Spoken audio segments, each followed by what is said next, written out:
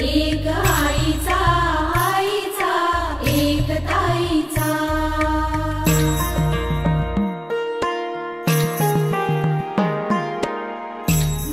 बाळावर सर्वात जास्त प्रेम कोण करणार?